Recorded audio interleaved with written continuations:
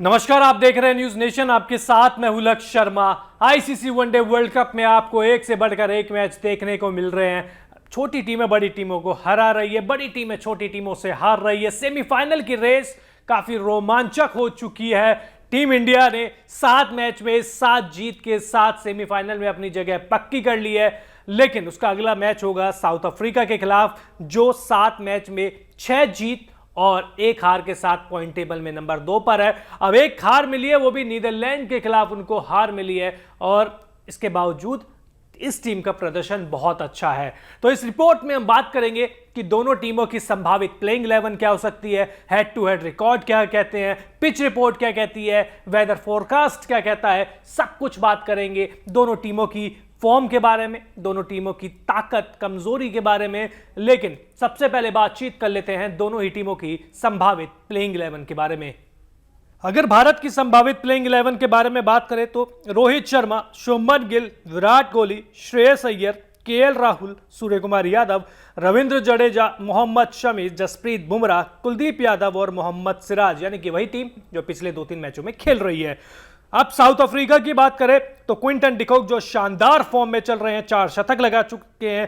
Temba Bavuma, Rassie van der Dussen, Aiden Markram, Heinrich Klaasen, David Miller, Marco Jansen, Gerald Coetzee, Keshav Maharaj, Kagiso Rabada और Lungi एंगडी। तो ये है दोनों टीमों की संभावित प्लेइंग 11। अब अगर पिच की बात करें दोनों टीमों के जो यहां पर मैच होगा, तो पिच कैसे रिएक्ट करेगी, क्योंकि ये मैच हो रहा है कोलकाता के ईडन गार्डन स्टेडियम में, ऐतिहासिक स्टेडियम है। तो पिच रिपोर्ट क्या कहती है? ईडन गार्डन की पिच को हमेशा से ही बल्लेबाजों के मुफीद माना जाता है। पिच में अच्छा बाउंस होने की वजह से बल्ले पर गेंद आसानी से आती है। हालांकि बल्लेबाजों के साथ साथ ग्राउंड पर तेज गेंदबाज और स्पिनर्स के लिए भी मदद रहती है। इस विश्व कप में अब तक खेले गए 2 मैच में ईडन गार्डन पर तेज गेंदबाजों का दबदबा रहा है, और अभी तक जो भी दोनों मैच हुए हैं वो लो स्कोरिंग मैच ही हुए हैं।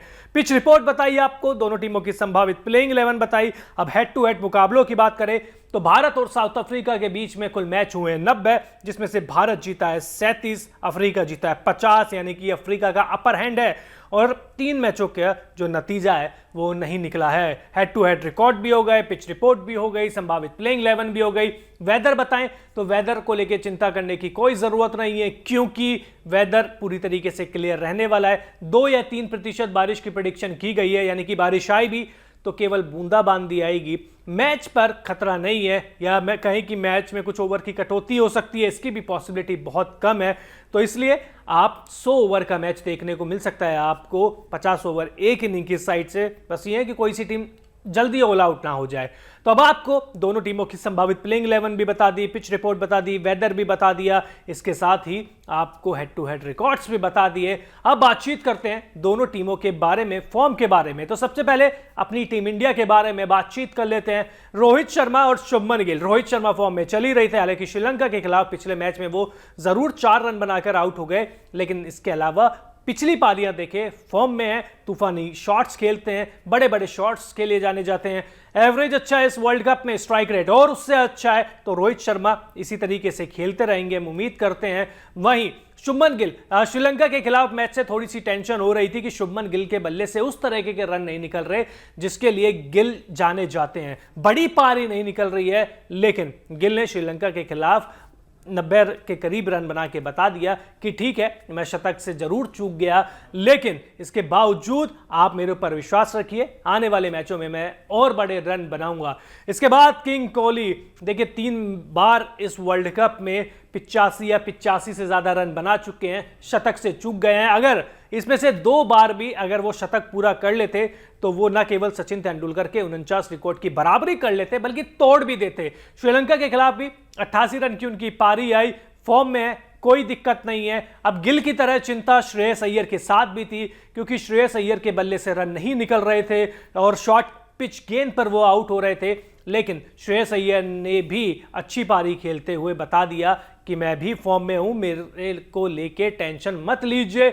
इसके अलावा जो लोग उनकी आलोचना कर रहे थे कि शॉर्ट पिच गेंद उनकी कमजोरी है, उन्होंने मैच के बाद साफ कह दिया कि शॉर्ट पिच गेंदबाजी मेरी कमजोरी नहीं है, वो मैं अच्छे तरीके से खेलता हूं। इसके बाद केएल राहुल जितने भी मौके मिल रहे हैं अच्छे से बुना रहे हैं। हालांकि पिछली 2 या 3 पारी देखें तो उस फ्लुएंट तरीके से नहीं आई है जिसके लिए केएल राहुल जाने जाते हैं। वो बड़ी पारी नहीं खेल पाए हैं, अब ड्यू हो गया उनका, क्योंकि ऑस्ट्रेलिया के खिलाफ शतक से चूके थे, नाबाद रन बनाए थे 97 रन, उसके बाद से एक बड़ी पारी नहीं आई है। तो उम्मीद करेंगे कि ईडन गार्डन के ऐतिहासिक ग्राउंड पर साउथ अफ्रीका के खिलाफ उनकी जो बल्लेबाजी है वो देखने को मिलेगी। इसके बाद सूर्य कुमार यादव इंग्लैंड के खिलाफ तो 49 रन बनाए, लेकिन श्रीलंका के खिलाफ ज्यादा कुछ कर नहीं पाए और जल्दी आउट हो गए। अब ईडन गार्डन की पिच उनको सूट भी करेगी, छोटा सा ग्राउंड है, वहां पे खेलने का एक्सपीरियंस भी है क्योंकि कोलकाता नाइट राइडर्स की तरफ से वो खेल चुके हैं। तो सूर्य कुमार यादव यानी कि सूर्य भाव से भी आप उम्मीद कर सकते हैं एक बड़ी और तूफानी पारी खेलने की। इसके बाद रविंद्र जडेजा ने भी बल्ले से अपना योगदान दिया है। पिछले 3 मैच में से 2 मैच में उन्होंने 30 से ज्यादा रन बनाए हैं, तो जो रोल उनको दिया गया है फिनिशर का वो निभा रहे हैं। गेंदबाजी में तो वो वैसे भी अच्छा प्रदर्शन कर ही रहे थे, फील्डिंग उनकी जबरदस्त रही है। तो रविंद्र जडेजा को लेकर कोई टेंशन नहीं। टेंशन की बात हो रही है और नहीं लेने की बात हो रही है तो कुलदीप यादव को भी छोड़ देते हैं, क्योंकि बेहद शानदार प्रदर्शन कर रहे हैं, अपनी लय में है, रिदम में है, सही टप्पे पे गेंद डाल रहे हैं, जहां गेंद डालना चाहते हैं वहीं डल रही है, विकेट भी मिल रहे हैं। उसके बाद शमी, सिराज, बुमराह, बातचीत करने की जरूरत है, रिकॉर्ड खुद बता रहे हैं। शमी 3 मैच में माफ कीजिएगा 14 विकेट ले चुके हैं इस वर्ल्ड कप में। सिराज ने तो श्रीलंका की बखियां उधेड़ दी थी। बुमराह फॉर्म में है, तो भारतीय टीम लग रही है सेटल। अब सेटल टीम के बारे में जब बात हो और साउथ अफ्रीका के बारे में बात ना हो तो ऐसा हो नहीं सकता ना, चाहे गेंदबाजी हो चाहे बल्लेबाजी हो, दोनों सेटल लग रही है। क्विंटन डिकॉक इस वर्ल्ड कप में 4 शतक लगा चुके हैं, 500 से ज्यादा रन बना चुके हैं और भारत के खिलाफ उनका रिकॉर्ड बहुत अच्छा है। तो इसलिए भारतीय गेंदबाजों को थोड़ा सा बच के रहने की जरूरत है। इस टीम की इकलौती कमी कप्तान टेम्बा बबूबा, उनके बल्ले से रन बिल्कुल नहीं निकल रहे हैं। छोटी छोटी पारी आई है, 20, 25, 30 रन की पारी जरूर आई है, लेकिन एक ओपनर के तौर पर, एक कप्तान के तौर पर उनकी उस लेवल की पारी नहीं आई है जो वो कप्तान के तौर पर उनकी आनी चाहिए थी। हालांकि जब सारे खिलाड़ी उनके रन बना रहे हैं तो उनका जो फेलियर है वो छुपा हुआ है। इसके बाद जो वेंडरसन है वो पिछले मैच में उन्होंने शतक लगा ही दिया है। बीच में उनके ऊपर भी सवाल उठने लग गए थे कि डॉट गेंद बहुत ज्यादा खेल रहे हैं, लेकिन उन्होंने भी शतक लगाते हुए बता दिया कि मैं फॉर्म में आ चुका हूं और मेरे ऊपर कोई सवाल उठाना मत। एडम मार्करम के साथ भी ये चीज है, लगातार प्रदर्शन कर रहे हैं, लगातार हर मैच में रन बना रहे हैं और जब जरूरत होती है उसी अनुसार बल्लेबाजी करते हैं। जब विकेट रोकने होते हैं तो ठहर जाते हैं, जब आक्रमण करना होता है तो अटैक करते हैं। एडम मार्करम लगातार अच्छा बल्लेबाजी कर ही रहे हैं। ये चीज हेनरी क्लासन के साथ भी है, तूफानी बल्लेबाजी करते हैं, एक ताबड़तोड़ फिनिशर का रोल इनको दिया गया है और उसी तरीके से वो रोल निभा रहे हैं। हालांकि कई बार तो इन्होंने डेविड मिलर को भी पीछे छोड़ दिया। जी हां, वही डेविड मिलर जिन्होंने पिछले मैच में तूफानी अर्धशतक लगाते हुए अपनी टीम को एक बड़े स्कोर तक पहुंचाया था। इसके बाद मार्को येंसन आते हैं, बल्ले से भी अच्छा प्रदर्शन कर रहे हैं, गेंदबाजी तो लाजवाब कर रहे हैं। शुरुआती ओवर्स में ही विकेट लेकर वो विरोधी को तहस नहस कर देते हैं और भारतीय टीम को भी उनसे बच के रहने की जरूरत है, क्योंकि इतनी लंबी हाइट का ये खिलाड़ी है, इतने ऊपर से गेंद आएगी तो किसी भी भारतीय बल्लेबाज के लिए आसानी होगी नहीं।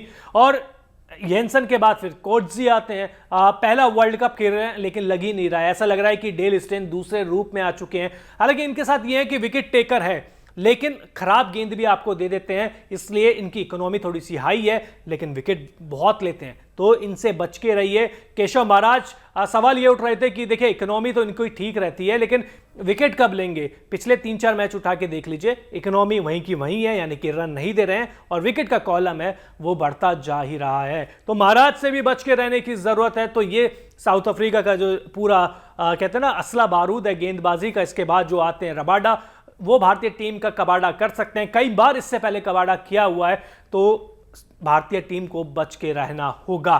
तब आपको साउथ अफ्रीका टीम के बारे में भी बताया, आपको भारतीय टीम के बारे में बताया। क्या लगता है, क्या भारतीय टीम 7 में 7 के बाद 8 में 8 हो जाएगा या साउथ अफ्रीका भारत का ये जो जीत का रथ है वो तोड़ देगी? कमेंट बॉक्स में जरूर बताएं। वहीं अगर आपने अब तक न्यूज नेशन को सब्सक्राइब नहीं किया है तो जल्द से जल्द कर दीजिए, क्योंकि पूरे वर्ल्ड कप में आपको ओकिनावा प्रेजेंट्स हिंदुस्तान का सपना वर्ल्ड कप अपना एसोसिएशन विद प्रिंगल देखने को मिलेगा। तो जल्द से जल्द कर लीजिए सब्सक्राइब। बहुत बहुत शुक्रिया।